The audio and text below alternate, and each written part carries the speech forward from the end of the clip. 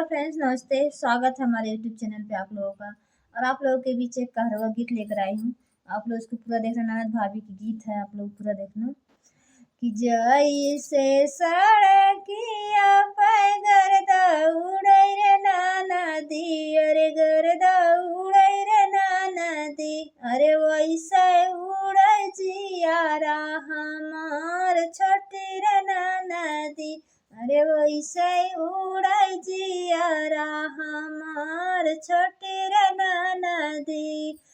जैसे सड़किया पे गर्दा उड़ै रे नाना दी, वैसे उड़ै जियारा हमार छोटी रे नाना दी।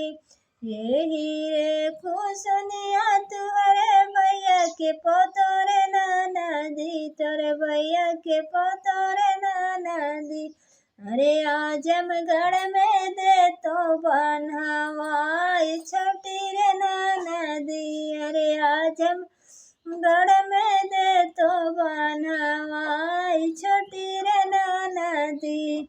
कवन कसुरवा हमर भैया कैले रे बाबूजी, मोर भैया कैले रे बाबूजी, कि आजमगढ़ में देबू बनवाए सुनाए बाबूजी, आजमगढ़ में देबू बनवाई हमारी बाबूजी।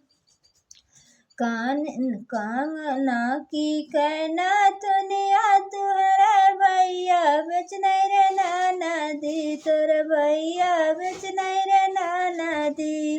काने के झुमकवा तुहरे भैया बेच नहीं रे नाना दी, तोर भैया बेच नहीं रे नाना दी।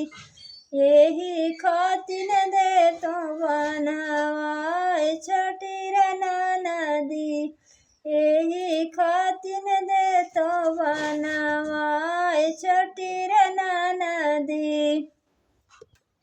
गलवा के हारवा बनकिया धरबै रे बाबूजी, बनकिया धरबै रे बाबूजी, अरे आपन भैया ले छोड़ा